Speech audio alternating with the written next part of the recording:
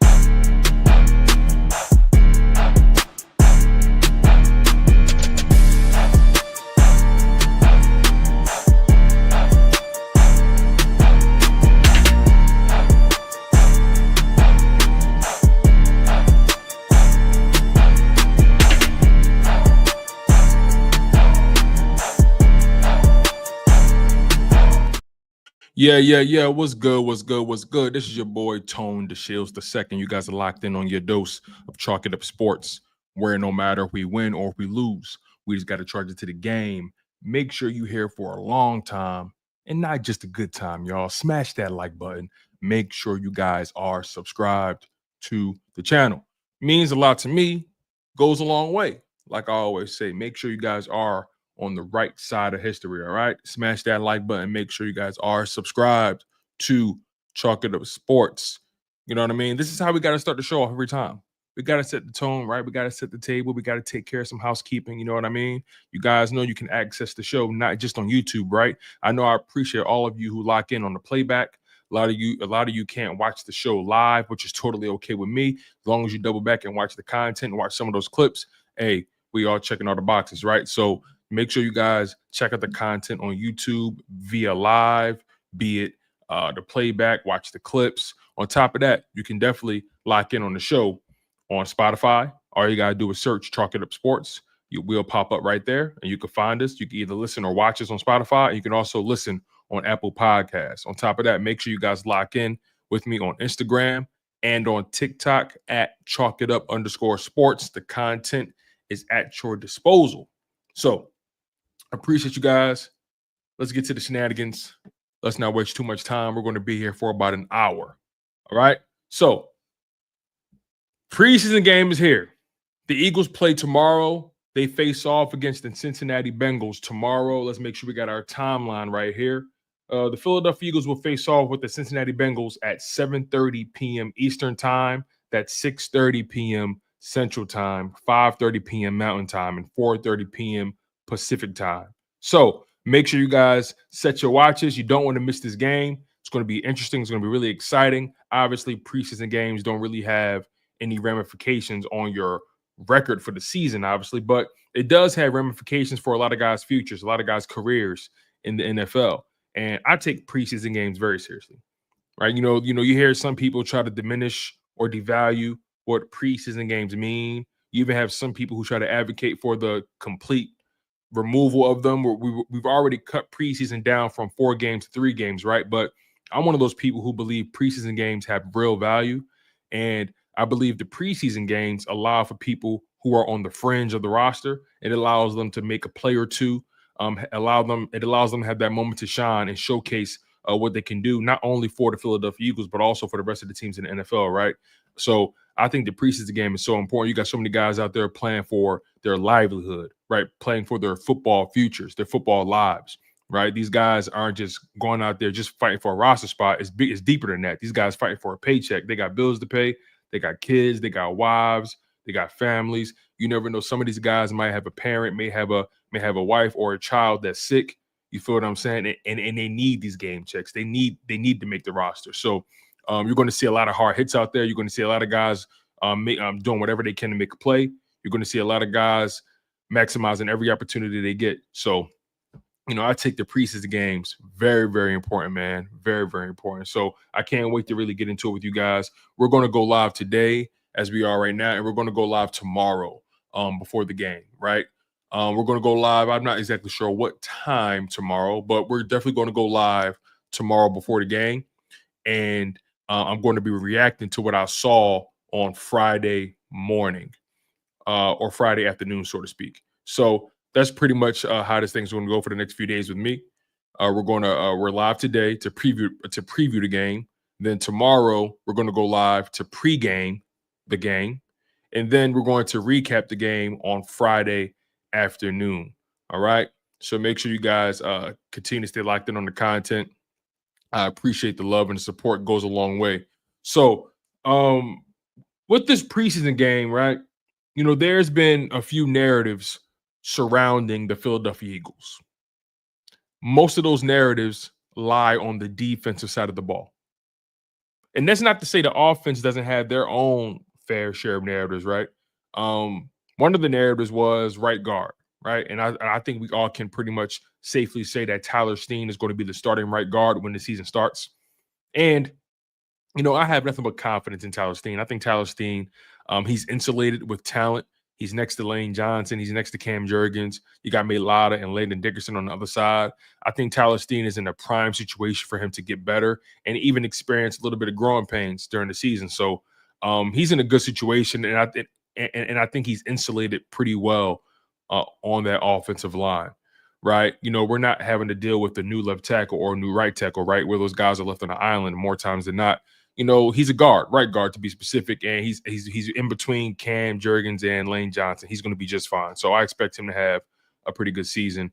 Other narratives on the offensive side of the ball, potentially wide receiver depth, right? Beyond A.J. Brown and Devontae Smith and Jahan Dotson, who steps up, right? Who's going to make the cut on his roster? And I haven't even began to make my 53-man roster predictions. I'm going to work on that. I'm going to work on that throughout the week, and I'm going to try to have that ready for you guys by probably Saturday or something, maybe Saturday or Sunday. I'm going to try to have that ready for you guys. Maybe I'll have it ready by the time Coach and I get together on Sunday for our weekly show. And make sure you guys lock in with my man, Coach Marcus from Pro Fan Talk. Marcus Thomas does phenomenal work on Pro Fan Talk, so make sure you guys go lock in with him. So, yeah, the wide receiver depth, that is a narrative out there, right? Beyond Dotson, who's going to step up and be a contributor. Some names that have began to show or flash is Elijah Cooks. Some people have spoke highly of Terrace Marshall, Darius Cooper, right? Johnny Wilson hasn't taken that step that we expect as far as we know. Anaya Smith has made plays. So the guys I'm really paying attention to for that wide receiver 4 spot, and the Eagles may keep 5 wide receivers on the roster, to be honest. They may keep 5. But right now, if I had to put my money on it, if I had to make an educated guess, I would say probably Elijah Cooks and Anaya Smith. Well, maybe Elijah Cooks and Terrace Marshall make the roster if I had to make a prediction right now at this exact second, or Elijah Cooks and Anaya Smith. I'm not really confident in Johnny Wilson right now, so that's just where I'm at with him. So let's keep this thing going forward. Hey, my man Joey's in the building. Shout out to my man Joey Shakes 72, always showing love. I appreciate him. Man. So shout out to my man Joey Shakes. Glad to see him back into the fold.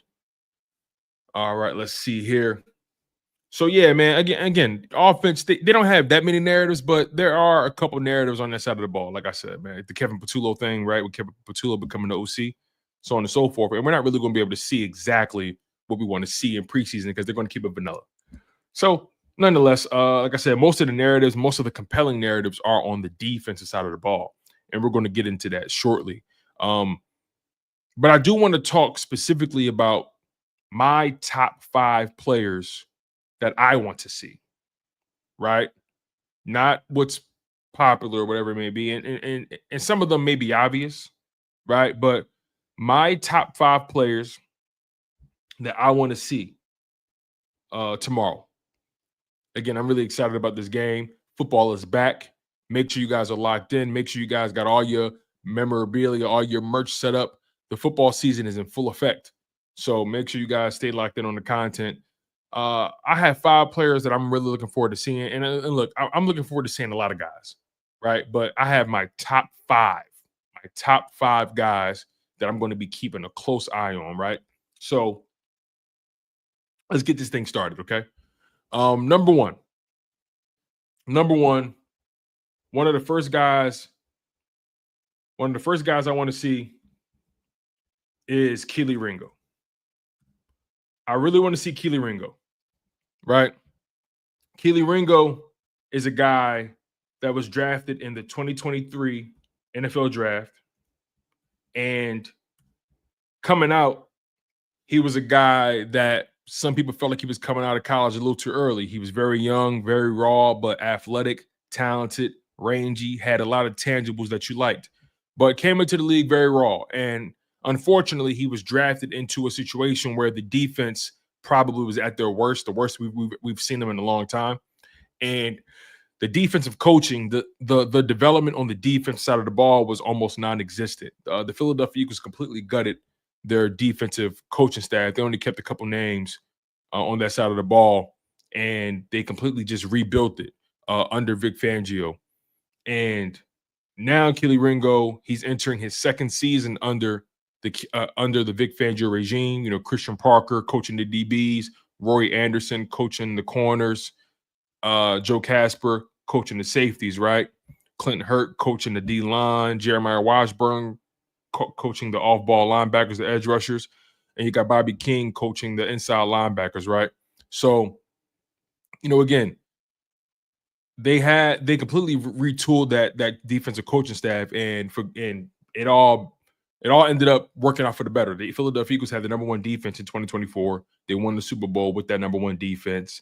Kelee Ringo was competing for the number 3 cornerback spot, and he lost that role ultimately to Isaiah Rodgers. And a lot of people kind of lost faith in Kelee Ringo from that point forward, right? Some people like myself and Laura Brunson, shout out to my man LB, myself and Laura Brunson, we thought Kelee Ringo won the job in the 2024 preseason or the 2024 training camp, however you want to look at it. We thought he won that job. Nonetheless, Vic Fangio felt different. He felt like Isaiah Rodgers was the better player at that point in time. And he ended up being right ultimately because Isaiah Rodgers came in and took over a lot of key reps for Darius Slay, who was in and out of the lineup throughout the season. He didn't miss that many games, but he was in and out of the lineup. There was moments where he would miss a drive, miss a few plays here and there, and Isaiah Rodgers would come in and just do his thing. And we got to give credit to Isaiah Rodgers. Made a lot of plays down the stretch, especially in the playoffs. But Kelee Ringo, he has a prime opportunity now with Darius Slay being gone, with Isaiah Rodgers being gone now. He has a prime opportunity to win that cornerback 2 spot next to Quinyon Mitchell. We don't worry about Quinyon. We don't worry about Cooper DeJean. But Kelee Ringo, right? He's currently on a rookie deal, has 2 years left, including this current season. And this is a crucial time for him because if he can't figure it out from this point forward, I have a hard time believing he'll be able to take his game to another level at any point. Now, granted, he's a phenomenal special teamer. He tackles well.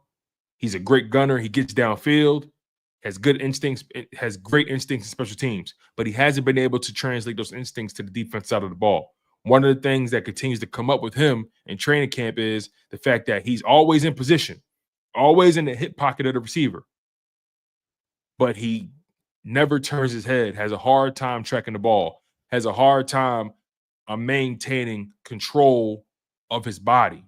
And sometimes he'll run into the receiver. It'll be a DPI. So maybe he'll be in position, but maybe the pass or the ball was that much better, or he just doesn't turn his head and he loses sight of the ball, right? And I don't know what that's about. If I had to make an educated guess, I would say he's so focused on trying to not get beat that he's not paying attention to the football, and that's causing the DPIs. That's causing him to lose track of the ball and not really be able to make a play when he's in key position, prime position to make the catch or make the deflection.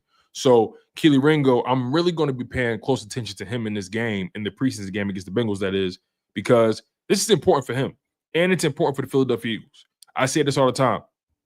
The main reason I want Kelee Ringo to win this job is not just because I like him, not because I think he's talented and he has physical traits that you like, right? Those are like the obvious things. You want a guy like that to win with that size, that height, that tackling ability, so the physicality. You want a guy like that at corner, especially these days when you got the DK Metcalfs on the outside, the Justin Jeffersons, the Jamar Chases on the outside, the CeeDee Lambs, the George Pickens, the Terry McLaurins of this world, right? You want guys that are physical. You feel what I'm saying? Physical but disciplined. And he's still working on that discipline part. But the main reason I want Kelee Ringo to win this job is because, in my humble opinion, if Kelee Ringo is able to win this job, he provides the Philadelphia Eagles a lot of cap flexibility on the defensive side of the ball. Like I said, he has 2 years left on his rookie deal. That will give the Philadelphia Eagles at least 2 seasons to figure out what they want to do with him long term. But even beyond that, that would give the Philadelphia Eagles flexibility to be able to pay other key guys on defense that are coming up with contract extensions, like a Jordan Davis, right? Maybe Reed Blankenship. We have no idea what his contract talks are looking like right now, but Jalen Carter is going to be expensive. Quinyon Mitchell eventually will be expensive. Cooper DeJean eventually will be expensive, right? We don't know what Nolan Smith's future is when it comes to contract talks yet either. But again, I just believe that if you have 3 corners, Quinyon and Coop are clearly Pro Bowl level talents. Pro Bowl level talents minimum. I think these guys are going to make all pros someday. But at minimum, Quinyon and Coop are Pro Bowl level talents. But if you throw Kelee Ringo in there, and if he's able to figure it out, if he's able to be successful and be productive, and he doesn't even have to be the best of the group, but can he be starter level? Can he be quality? Can he be a corner that you can trust? Right? If he can become that, you have 3 starting corners on the outside and in the slot. You have 3 starting corners on rookie deals that provide you cap flexibility. You're getting more production than what you're paying them. And that will breed such a wealthy environment for the Philadelphia Eagles to pay other guys, and it'll give them a little bit more breathing room, and they won't feel compelled or they won't feel rushed to waste assets or waste money on trying to find a corner in free agency or even in the draft. So again, that's why I think it's important for Kelee to win the job. But also, remember, they made that trade for Jacorian Bennett. He's in the same exact situation as Kelee Ringo. Drafted in 2023, 2 years left on the deal, right? He's in Philadelphia now. So if he wins the job, that still helps my narrative. So although, yeah, Kelee, before Jacorian Bennett came over, that's why I wanted Kelee to win the job, right? Because he's going to be able to allow so much to happen for the Philadelphia Eagles financially.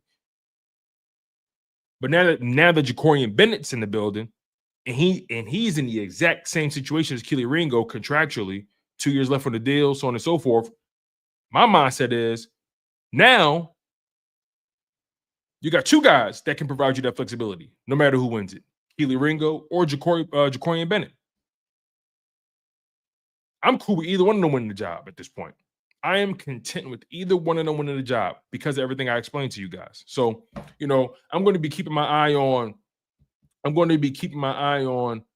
Kelee Ringo in the first preseason game for the Philadelphia Eagles. I'm going to be keeping my eye on Kelee Ringo very closely. All right. So next up, I have Ty Robinson. Ty Robinson is somebody I want to see. Hey, Simone, was good? Welcome to the show, girl. Good to see you as always. So yes, Ty Robinson. Ty Robinson is the second person that I'm going to keep my eye on, right? And by the way, like I didn't rank these people in terms of importance. It's just 1, 2, 3, 4, 5. That's it. No one player is more important than the other in terms of me paying attention. But Ty Robinson is somebody I really am going to be paying close attention to because the Philadelphia Eagles just moved on from Thomas Booker IV.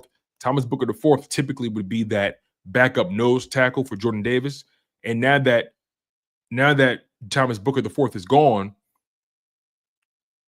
Ty Robinson, the snaps or the opportunities will increase. Gabe Hall, his opportunities will increase, right? But Ty Robinson in particular, Ty Robinson is somebody that came into the league. He's an older player, right? Ty Robinson, he spent 6 years. He spent 6 years at the University of Nebraska. He's somebody that kind of was a late bloomer. You know, he wasn't that productive his first 4 or 5 seasons in college, and then his sixth and final season at Nebraska, he went crazy. He played in 13 games, had 7 sacks, 4 pass deflections at the line of scrimmage, and even in 2023, maybe he only had 1 sack and 4 TFLs, but he had 6 pass deflections at the line of scrimmage. So he has a lot of length, a lot of reach at the position. He doesn't give up on the play, even if he doesn't win the matchup. He still gets his hands up and defends the line of scrimmage. But 2024 was his breakout season by far. 13 games played, 37 total tackles, 13 TFLs at Nebraska, 7 sacks, 4 pass deflections at the line of scrimmage, and a forced fumble. So Ty Robinson comes to the Philadelphia Eagles, probably their most polished rookie because of the amount of time he spent in college. He's probably seen so many different blitz packages and so many different alignments from the opposing defenses. There's probably nothing you can really show Ty Robinson to surprise him because he's played so much football and because he's an older rookie. But being at 6'6", 310 pounds, right? 6'6", 310 pounds, Ty Robinson brings a lot of size to the interior, and he's somebody that's going to bring a lot of help to Jordan Davis if Jordan Davis ever needs to come off the field in that backup nose tackle role. So I'm just curious to see the pass rush versatility when it comes to Ty Robinson. We know the top 3 D tackles on his team are Jalen Carter, Jordan Davis, and Moro Ojomo. And don't get me wrong, I'm really excited to see Moro Ojomo, right? But he's somebody that my expectations for are already set. I'm not even concerned about Moro Ojomo because of what I saw last year, and I just know he's going to take it to another level. So I'm not really concerned about Moro Ojomo. Moro is entering year 3. So I think Moro is going to be fine. But Ty Robinson, them moving on from Thomas Booker IV says a lot about how they view Ty Robinson, how they view Gabe Hall, how they view that overall defensive tackle room, right? You got guys like Byron Young there as well. Byron Young is somebody who the Eagles traded for with the Raiders last offseason, and they managed to keep him on the roster. They didn't allow him to hit the practice squad because they like the player and they want to develop him and see what he can do in this on this defense, right? But Byron Young, Ty Robinson, Gabe Hall, those are the guys that the Philadelphia Eagles are high on, and we know that because they moved on from Thomas Booker IV. And I thought Thomas Booker IV was the best out of all of them. That was my humble opinion. But nonetheless, I'm going to be paying close attention to Ty Robinson. I'm really excited to see him. I think he's going to be very, very interesting. I think he's a violent player, and we'll see. We'll see how that goes from there. All right. Who do I have next up? Let's see here. All right. So next up, you know, I think we're all excited to see this guy here. And that guy is Jihad Campbell. I'm really excited to see Jihad Campbell. Jihad Campbell, obviously the first round rookie, drafted at the back end of the first round. The Philadelphia Eagles wanted to trade up for him, but ultimately he ended up falling to him, which was a blessing. So Jihad Campbell, he's somebody that's been ringing a lot of alarms at preseason or in training camp for good reason, right? Jihad Campbell has been a phenomenal player in training camp. And remember, you know, we didn't know when we would see Jihad Campbell get some action because of the shoulder surgery that he got. But he's way ahead of schedule. He's not even on the injury report anymore. He's a full go. And we've seen a lot of and read a lot about what's been going on at training camp when it comes to Jihad Campbell. He's been everywhere. He's been wreaking havoc. He's been super aggressive. He's been imposing his will, right? Kind of asserting himself, right? He's a young player in the NFL, and he's just been asserting himself with his peers.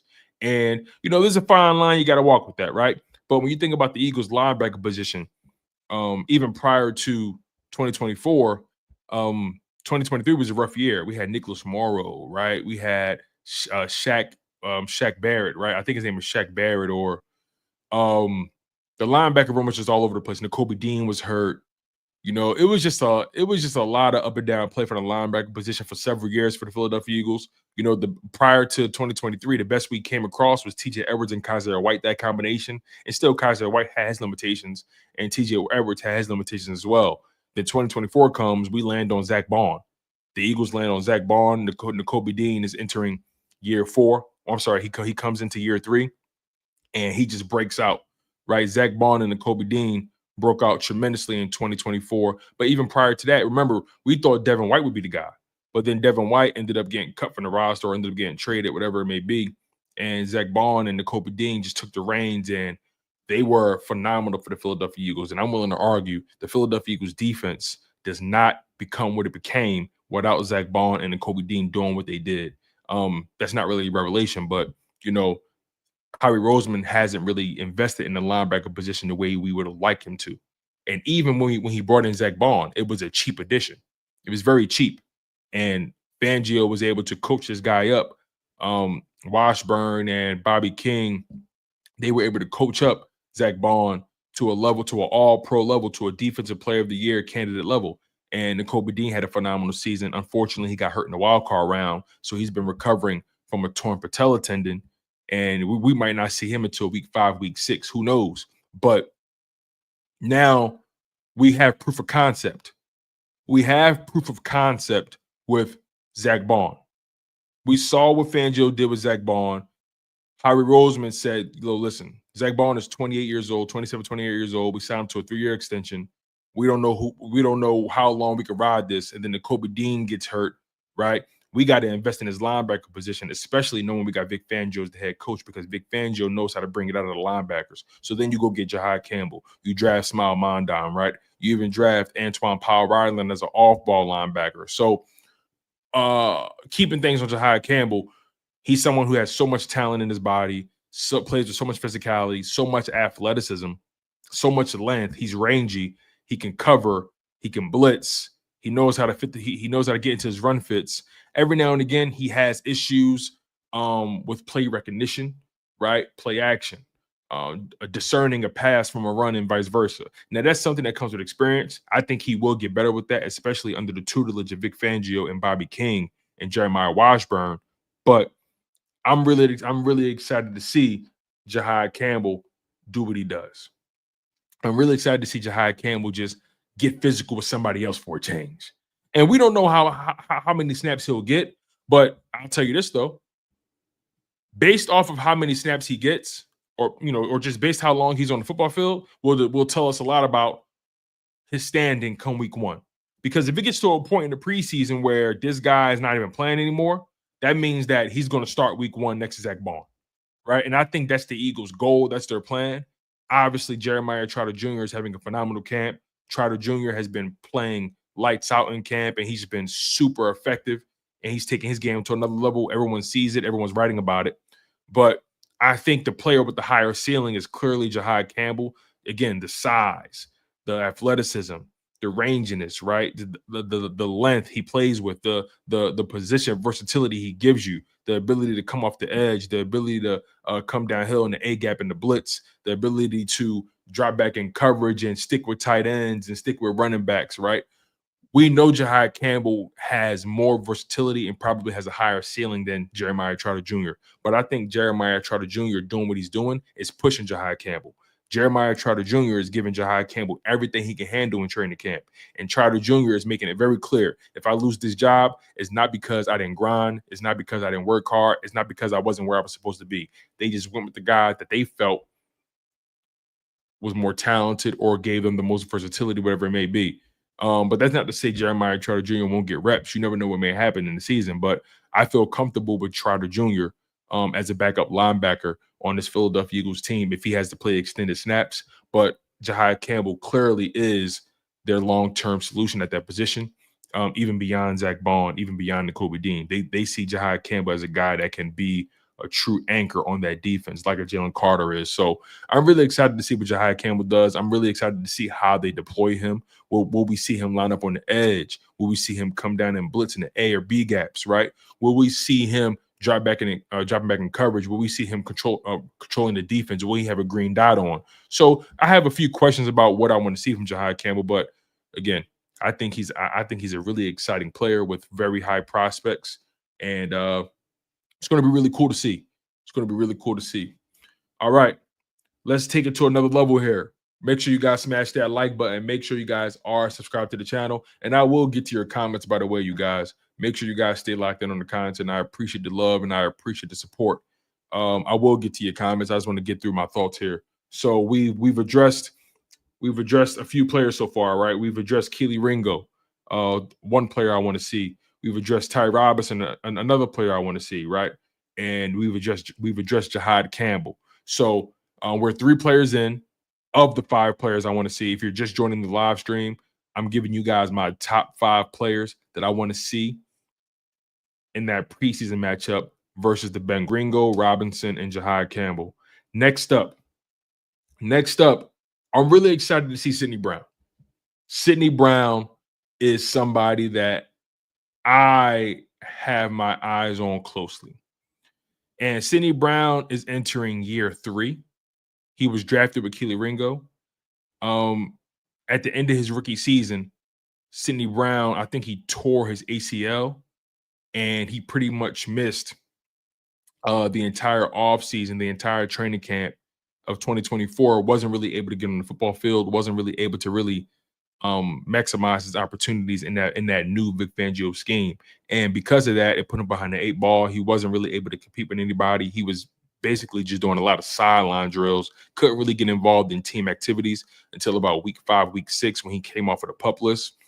So Sydney Brown kind of had I don't want to say a down year, but he was effective on special teams. Him and Kelee Ringo were very effective on special teams. He earned his Super Bowl ring. He earned everything that came to him in 2024. But unfortunately, with Reed Blankenship and CJ GJ being your starting safeties, he really wasn't able to cement himself and really maximize his opportunities in that Vic Fangio scheme. But now, because he's healthy, he came into training camp and OTAs fully healthy, right? He was able to get on the football field. He was actually able to compete and show Vic Fangio what he can really do with extended opportunities. And now him and Andrew McCouber are kind of battling for that starting safety spot whenever the Philadelphia Eagles go into nickel, right? When they go in base, we'll likely see Cooper DeJean at safety, but the Eagles are going to spend more time in nickel than anything. So Sydney Brown and Andrew McCouber are directly competing with each other for that starting safety spot. And if you want to throw Tristan McCullum in there as well, like Vic Fangio has, you can. But Sydney Brown is somebody who's healthy. Andrew McCouber is somebody who's not, and he likely won't play in that preseason game tomorrow. So Sydney Brown currently has pole position on Andrew McCouber, no matter if we like it or not. Sydney Brown has the edge on McCouber because he's been there. And Fangio was very clear about the fact that guys who are hurt, they are missing crucial time and the days are disappearing. So we are not pulling any punches. We're not wasting any time trying to ease guys in. We're throwing everything in the kitchen sink at these guys. He spoke about it with Jihad Campbell. He understands that they're putting a lot on Jihad Campbell's plate, but guess what? Like he said, the days are disappearing. So that goes for Andrew McCouber as well. That goes for Sydney Brown. Sydney Brown is healthy. Andrew McCouber has not been healthy. I think he hurt a shoulder or something like that. Now, granted, he was back on the football field, but in limited action. So Sydney Brown, we're likely going to see him tomorrow. And I think Sydney Brown has a lot to prove. As of right now, he's known as a guy that plays with a lot of energy, kind of like a little Tasmanian devil, right? He's a cannonball, right? He's a fireball, man. He just plays with his hair on fire. You're never going to question Sydney Brown's effort. You're never going to question his intensity. He plays with a lot of swagger, plays with a lot of juice, plays with a lot of confidence. But sometimes he can overshoot his mark, right? Because he plays with so much intensity and so much fire, sometimes he can lack discipline and refinement in his game. But I think that's what him and Vic Fangio have been working on tremendously this training camp.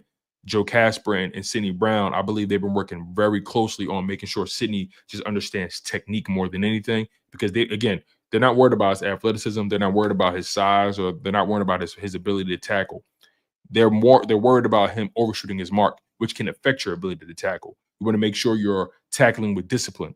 You want to make sure you're not just throwing your body at people. You want to make sure you're tackling safely so you can protect yourself as well. And also you're executing the defense the way you're supposed to execute it. So I look at Sidney Brown as a guy that has a big opportunity in front of him. And if he can continue to shine and show that he can be reliable back there, be a stabilizing force back there at safety, then we may see Sidney Brown week 1.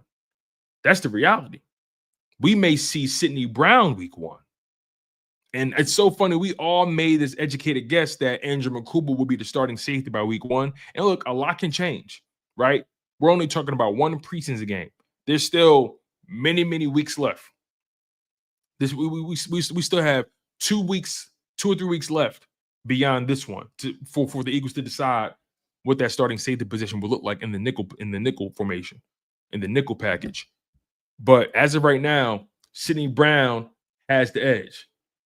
He has the edge on Andrew Mukuba. That's not my opinion. That's just the facts. Mukuba's missed days. Sidney Brown is not. Sidney Brown likely will play tomorrow. Andrew Mukuba likely will not. And Fangio has been very clear about him seeing these guys in real football action. He puts more value in that than he does the one-on-ones or the 7-on-7s. He puts way more value in seeing these guys in live action when the bullets are flying. So this is a prime opportunity for Sidney Brown. I'm excited to see him. I like Sidney Brown a lot. I would love for Sidney Brown to win the starting position. I just think he's so physical, so imposing. He's ruthless, man. He fears no man. And he can probably bring that edge to your defense that maybe you lost with CJ. And I think a lot of people feel that same way about Andrew Mukuba. I think there's a clear athleticism difference between Mukuba and Sidney Brown. I mean, you just look at him, right? There's a clear difference physically between those guys. But people say the same thing about Mukuba. He plays with a fire, plays with an edge, right? Plays with a certain level of confidence. A guy that's going to talk trash, a guy that's going to do his job and make sure you know it. So I think the Eagles have 2 good candidates for that starting safety spot that's going to bring fire, bring energy, play with excitement and enthusiasm, right? They just got to make sure they're disciplined during their jobs. Simple as that. So we'll see how things go with Sidney Brown. Really excited about that. All right, my final person that I want to see here, and this may be a wild card for some of you guys. This person is not on the defense side of the ball, but I'm really excited to see Elijah Cooks. I'm curious about this player. I am really curious about Elijah Cooks because Elijah Cooks is somebody who he spent 2 years in the NFL prior to this one. And he comes out of San Jose State. He's 26 years old, 6'4", 215 pounds, brings great size to the position, great length to the position. Spent 2 years with the Jacksonville Jaguars after going undrafted. And he didn't really get too many opportunities with the Jaguars. He only played in 7 games total. Right? I'm sorry, 11 games total. Excuse me. He's only played in 11 games total in the NFL. Has no starts. Only has 4 targets with 3 catches. So he didn't really get too many opportunities, right? But now he's with the Eagles on their, in their training camp, and he's been making a lot of plays. Elijah Cooks has been making a lot of plays in training camp, and it's funny. There was an article written, and I think it was written by Dave Zingaro of NBC Sports Philly. And one of the things Elijah Cooks has been priding himself on, or how he defines his days, how he discerns a good day from a bad day, or just trying to make his presence felt. He basically says to himself, make 1 play a day. Make 1 good play a day. If you make 1 good play a day, they're going to stack. And eventually the coaches have no choice but to recognize you. Just keep making 1 good play a day. And there's some days where he makes 2 or 3 good plays. So he's trying to maximize his opportunities, and he's kind of compartmentalizing each day. And I think that's smart, right? If you're a player who's on the fringe of the roster, you don't want to get in your head. You don't want to think too much about the future. You don't want to think about the past. You want to stay present in the moment. And the best way to stay present is to give yourself a marker, give yourself a target, give yourself a clear barometer that will tell you whether or not you had a successful day or not. And I love it. I love the fact that he's saying win one play a day, make one good play a day, and I'm straight. And I think I think that's really important for a guy who's not going to be getting, large opportunities, a lot of targets. And sometimes when you're a guy who's on the fringe, when you're a guy who's probably wide receiver 4 or wide receiver 5, the ball may not come to you often, but when it does, you want to make that one play. So he already has the mindset, the understanding that, look, I got to play my position. And whenever the ball does come my way, I got to make that play. I got to take advantage of those opportunities. So I'm really curious to see what Elijah Cooks does. Again, I'm just fascinated by the frame of the player. 6'4", 215. A lot of length. I'm fascinated by that. So, but yeah, man, that's pretty much it for my top 5 guys that I want to see. I'm curious to know how many snaps Elijah Cooks will get. He probably will be on the field most of that game. Likely, we're going to see Tanner McKee. We're going to see Kyle McCord, and we're going to see our other backup quarterback, our guy by the name of where is he at right here? Excuse me, Dorian Thompson-Robinson. So we're going to see Tanner McKee. We're going to see some Kyle McCord, and we may see some Dorian Thompson-Robinson. So some DTR. So yeah, those are my top 5 players. Those are my top 5 players that I'm looking forward to seeing in training camp. Again, number 5 was Elijah Cooks. Number 4 was Sidney Brown. Number 3 was Jihad Campbell.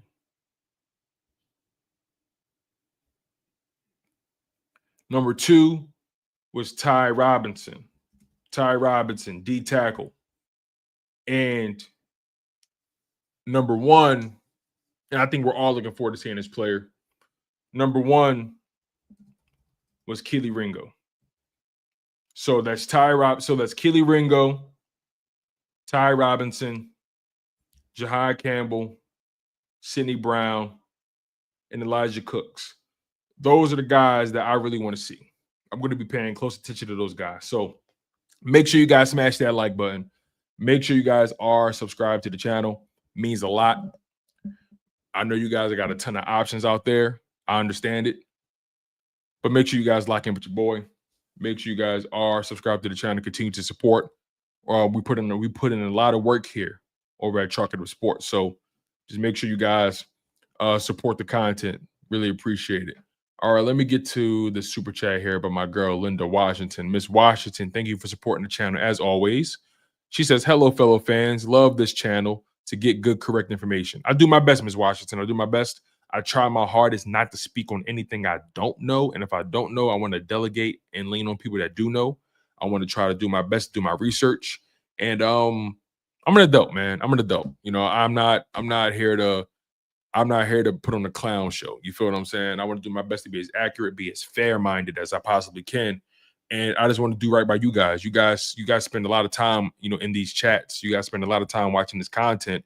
I would feel like I'm doing you guys a disservice if I'm not being diligent with my preparation. So thank you, Ms. Washington, for your kind words. And thank you even more so for your donation to the channel. All right. Let's see what else we got here. All right. Let me see here. Somebody brought up, here it is, Alex. Alex, my man, he says Darius Cooper is another player to keep your eye on. Yeah, I've heard a lot about Darius Cooper as well. I heard Darius Cooper has been making a lot of plays at training camp. Even look, Anaya Smith. I heard Anaya Smith is somebody who's been making a lot of plays. I think it's good to hear that you're hearing these fringe guys. You're hearing wide receivers other than AJ Brown and Devontae Smith and Dotson making plays. I think that's really great to hear. Sometimes we go through off seasons where, guys are just quiet. They're not really standing out. But, as of right now, Johnny Wilson has not done anything remarkable to stand out. All I keep hearing about is Elijah Cooks, Darius Cooper, and Anaya Smith, and a little bit of Terrace Marshall. I've heard some good Terrace Marshall stuff as well, but it's crowded there. And I could probably see the Philadelphia Eagles keeping 5 wide receivers. I can see them keeping 5. And that leaves 2 spots, right? Outside of AJ Brown, Smitty, and Dotson. So that's 2 spots. You got 4 guys who are literally making plays all the time. Darius Cooper, Elijah Cooks, Johnny Wilson, Anaya Smith. Well, Anaya Smith and Terrace Marshall. Johnny Wilson hasn't done enough, in my opinion. So, when I think about it, man, if I had to roll the dice, I may go with Elijah Cooks. And what did I say? I said Anaya Smith, or what did I say? Terrace Marshall Jr. It's going to be one of those guys. I think Elijah Cooks makes the roster. And it's going to be a toss-up between Terrace Marshall and Anaya Smith. Because remember, Terrace Marshall Jr., he missed like 5 days with the injury, with a knee injury, I think. Terrace Marshall missed like 5 or 6 days. So he's technically behind the 8 ball a little bit. So these preseason games are going to be real crucial for him.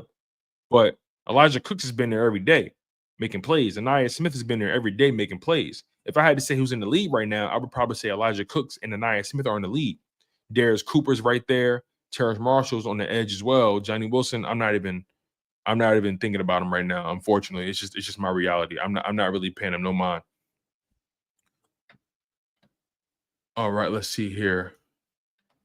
Tiffany says Toledo producing them boys. Hey, listen, I gotta give Howie Roseman some credit, man.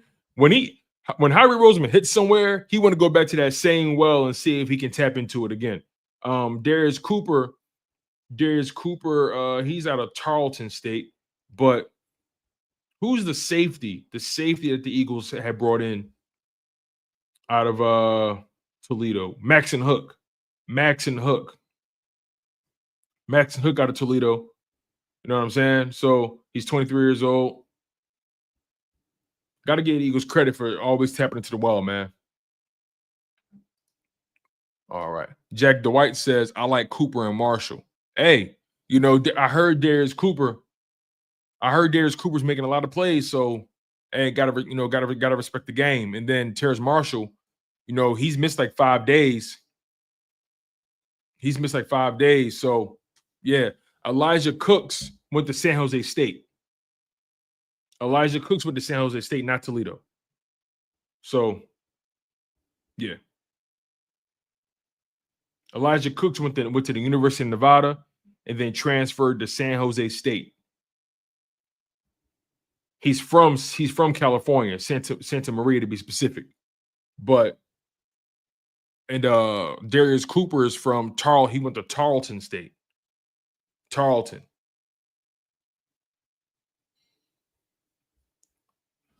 Let's see here.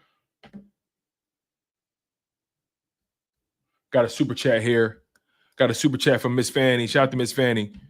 Showing love as always. Thank you, Miss Fanny. She says, hey, Tone, and all you cool kids. I love when she says that. I appreciate you, Miss Fanny. Hope all is well. Hope your studies are going well. Have a good school year. You know what I mean? Stizzy Jenkins says, gotta include Ben Van Summer in spot 2, Alex. Maybe just 5 spots open. Yeah, BVS, he's a fullback for the Eagles right now. So, and I heard he's looking pretty good in that role. Ace Boogie says, people underestimate how good Slay and Coop was. We're going to miss Slay for sure. Bro, who you telling? I argue with people left and right about how good Slay was.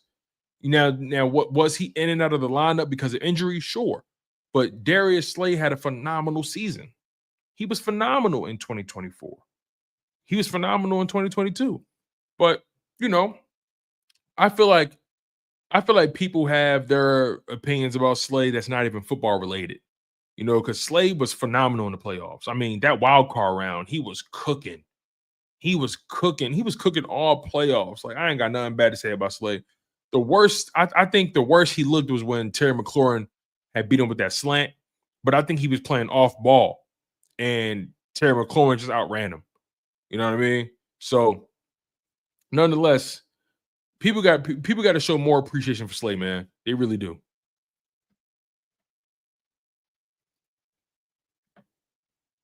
Alex says, I've been reading that Wilson or Smith could get picked over Cooks, Cooper, or Marshall because they were draft picks. Yeah, but they were like 6th and 5th rounders, right? And if I had to bet on who will get picked, probably Anaya Smith. Anaya Smith has made a lot of plays in training camp, but Elijah Cooks, Cooper, they making plays as well. Terrence Marshall, he missed a lot of days, so he may not make it because he missed too many days. He missed like 5 days, I think. Not 5 practices, but just 5 days. He's been out for 5 days straight, if I'm not mistaken. Sweet Chin Music says Johnny Wilson's about to end up in the CFL. Hey, listen, man.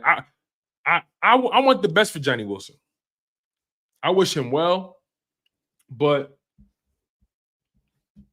dog, at some point, you gotta stand out from the rest, bro. You gotta stand out from you gotta stand out from the rest. He just hasn't stood out. He hasn't done enough. So we'll see how it goes, man. Lynn says, I'm happy to cut him. Jack Dwight says, I tried telling everyone that Ringo was not him. We shall see. Hey, Mr. Dwight, we'll see, man. We still got a lot of reps to see. We still got a lot of football to watch before that decision is made. But we're not going to pretend like he's in a comfortable position.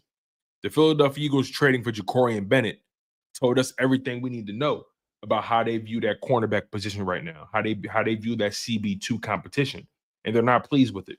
No one has created distance. No one has stood out. No one has truly taken the bull by the horns or has taken the bull by the horns. No one has really created distance between them and the group. So I can't blame Howie Roseman for going out there and bringing in a young guy on a rookie deal who actually has starting experience over the past couple seasons, who's played very well. And here's another angle. Here's another angle that I don't think has been talked about enough, right? If you guys take a look at the Eagles schedule in 2025, the Philadelphia Eagles are going to be playing the AFC West. The Eagles are going to play the Chiefs, the Raiders, the Chargers, and the Broncos. And who did they trade for?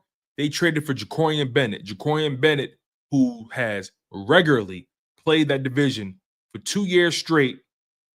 Jacorian Bennett has 12 games. He has 12 games of experience lining up against, be it Ladd McConkey. Ladd McConkey was a rookie last year, but he has 12 games of experience playing against the AFC West receivers and the talent they have over there. So you not only brought in a young guy who has talent and has proven he could play, you brought in a young guy who has experience playing in a particular division that you're going to see very closely this year. I think that is the underrated narrative of going against Jacorian Bennett. He understands Cortland Sutton. Keenan Allen just went back to the Chargers, so he knows how to view him. I think Mike Williams just went back to the Chargers as well. Who else? Who else is over there? You know, Rashid Rice and Xavier Worthy. I think that's a narrative that we need to tap into a little bit more. Jacorian Bennett has a good amount of experience playing against the AFC West. So, you know, maybe that's something we look into. Maybe that's something we try to put more stock in, right? We'll see how it goes. But that is definitely something. That is definitely something that I think played a role in Jacorian Bennett being here with the Philadelphia Eagles. And even if it didn't, it's ancillary. It's an asset. It's something you add on. It's a condiment, right? All right, let's see where we are here. We got a few minutes left in the show. All right, let's see here before I get out of here. All right. Make sure you guys smash that like button. Let's see where we are with the likes. So we have 148 people locked in on the live stream. We only got 77 likes. The math is not mathing. The math ain't mathing, y'all. We got 146 people watching this stream right now, and we only got 77 likes. I need you guys to step your weight up, man. Step your weight up. I need that support. You feel me? Make sure you guys stay active. Hit that like button. It's free. It doesn't cost anything. Let's try to hit 100 likes before we get out of here. We need 20 more likes to hit 100. So let's try to get that. Oh, we need 13 more now. We need 13 more likes to hit 100. So make sure you guys smash that like button. Make sure you guys are subscribed to the channel. If anybody is just joining the live stream, we got a few minutes left. But if anybody is just joining the live stream, we spent most of the stream discussing my top 5 players that I'm going to be keeping an eye on in the Eagles' first preseason game against the Cincinnati Bengals. Those players are, and I have a top 5. My top 5 players that I'm going to be watching on Thursday night is Kelee Ringo, Ty Robinson at D tackle, Jihad Campbell at linebacker, Sidney Brown at safety, and Elijah Cooks at wide receiver. I'm really curious about Elijah Cooks, but again, those are my top 5 players that I'm going to be watching. That I'm going to be watching specifically, and I'm going to be watching everybody. But those are the top 5 guys I'm really curious about come tomorrow. So that's Kelee Ringo at corner, Ty Robinson at D tackle, and for many reasons, right? Kelee Ringo, he's competing for CB2, so that's an obvious reason to watch him. Ty Robinson, the Eagles just traded away Thomas Booker IV. So that means more pressure, more opportunities, more expectations out of Ty Robinson. So I'm going to be keeping a close eye on him to see how he takes on the role. Jihad Campbell drafted in the first round. I want to just see how this player moves. I want to see how this player plays when he has to deal with their opposition. I just want to see how he looks, man. Sidney Brown, safety. This brother, right now, he has the edge on Andrew Makuba for that battle for safety. He has the edge on him. And I'm curious to see the strides Sidney Brown has taken and has made as a player in the NFL. You know, he's talented, plays with a lot of fire, a lot of energy, but has to refine and learn how to focus, right? I like to liken Sidney Brown to Cyclops of the X-Men, right? Before Cyclops met Professor X, and in this analogy, Vic Fangio is Professor X. Before Cyclops met Professor X, he had the ability to fire optical beams out of his eyes, but he couldn't control it. If his eyes were open, the beams would just come out. He had to get specially designed sunglasses from Professor Xavier so he can control his power. But even beyond that, Professor Xavier designed an optical set of goggles that could allow Cyclops to control the power level and focus the aperture of his beams, right? Of his kinetic energy. So I'm looking at Sidney Brown. I'm looking at Sidney Brown as a guy who's Cyclops, right? Has a lot of power, a lot of energy, a lot of fire, a lot of ability, but he needed help. He needs help focusing it and honing it so he can hit his target and hit his marks. So Sidney Brown is Cyclops in this situation. Professor X is Vic Fangio in this situation. So, yeah, man, I think Sidney Brown just has a lot of talent, but just needs help focusing it. And I think that's where Vic Fangio and Joe Casper come in. Then obviously Elijah Cooks. I like this guy's frame, man. I like this guy's frame. 6'4", 215 pounds. I just want to see what he does. I want to see what he can do. I want to see what the catch radius is looking like. I want to see what the 50-50 ball opportunity is looking like. I just want to see Elijah Cooks cook. No pun intended. So those are my top 5 guys, you guys. Those are my top 5 people I want to see. Kelee Ringo, Ty Robinson, Jihad Campbell, Sidney Brown, and Elijah Cooks. But that's our show. That's our show, you guys. I cannot wait. I cannot wait until game day. We're going to be doing a pregame show tomorrow. All right? We're going to be doing a pregame show. And I won't be able to react to the game right away. We're going to react to the game on Friday. Okay? So Thursday, prior to the game, we're going to discuss everything. We're going to discuss almost what we discussed here. We're going to discuss a little bit more. but we're not. You guys won't get my reaction in full until Friday.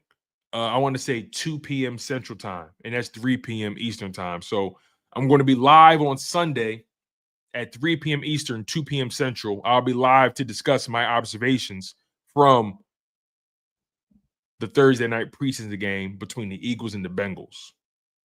But you guys will get a pregame show from myself. Coach Marcus will be at the game. So unfortunately, we won't be able to connect for the pregame show, but we'll definitely connect on Sunday like we always do. You guys are going to get a Thursday pregame show from me, and you guys are going to get a Friday afternoon reaction show, and I'm going to give you guys my observations, okay? So make sure you smash that like button. Make sure you guys are subscribed to the channel. Football is back. I've been your humble host, Tone DeShields II, and you guys have been locked in on Chalk It Up Sports, where no matter if we win or if we lose, we just got to charge it to the game.